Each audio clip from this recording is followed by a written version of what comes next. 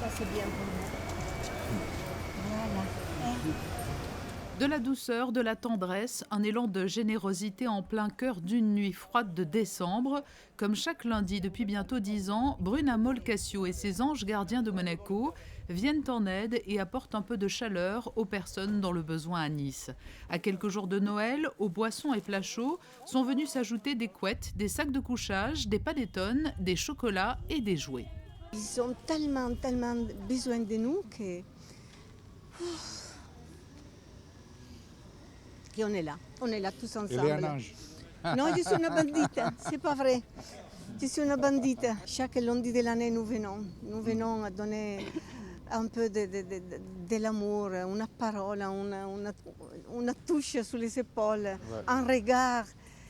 Et ils sont contents. Il y a 15 jours, le mannequin Victoria Silsvel rejoignait les anges gardiens dans la rue pour contribuer à cet élan de solidarité. Pour la maraude de Noël, c'est le chanteur italien Umberto Tozzi qui est venu servir soupe et plats de pâtes sur le port de Nice. Ma épouse est là, elle est déjà venue beaucoup de fois. Et moi, je suis très heureuse d'être ici. Et par contre, bon, ce n'est pas la première fois que je fais des choses de solidarité.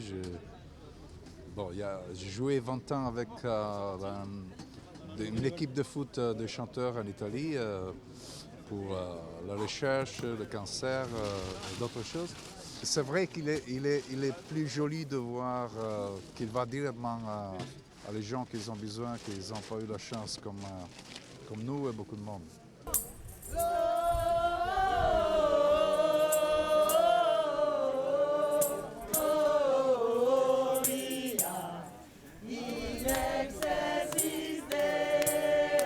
La charismatique Bruna s'est mobilisée autour d'elle parmi ses chanteurs improvisés de jeunes étudiantes de la faculté de lettres de Nice. Pendant plusieurs semaines, elles ont collecté des jouets et des livres pour enfants notamment. Manon, elle a travaillé l'année dernière avec eux déjà. Donc je les connaissais déjà et on savait que tous les lundis soirs, ils étaient ici, puis à la prom et à la gare. Et c'est la période de Noël, on a voulu leur faire un Noël avec des jouets. On a aussi beaucoup d'habits, des bonbons et notre Père Noël aussi. De 0 à 11 ans en fait. On a récolté tout ça auprès de particuliers et voilà. Ça fait dans l'entourage, dans notre famille et puis voilà. Qu'est-ce qui fait qu'à 20 ans, on décide de se mobiliser pour les autres et pour ceux qui sont dans le besoin ? Parce qu'on vit à Nice, on voit ce qui se passe, que la misère, c'est pas seulement dans les autres pays, qu'il y en a aussi près de chez nous et que du coup, surtout dans les périodes comme ça, on sait qu'ils ont besoin de soutien. C'est ça. Le secteur privé s'engage également aux côtés des anges gardiens.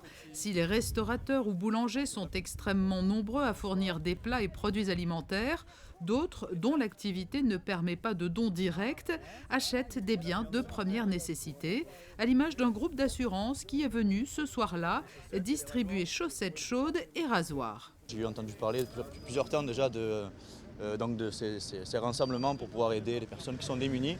Et on a eu donc l'initiative pour cette soirée de participer avec des équipements de première nécessité. Et c'est plus un devoir pour nous, c'est déjà un plaisir bien sûr, et c'est aussi un devoir civique je pense. Donc c'est pour ça qu'on s'engage aussi. On ne sera peut-être pas là toutes les semaines, mais dès qu'on peut, on va faire en sorte d'être là.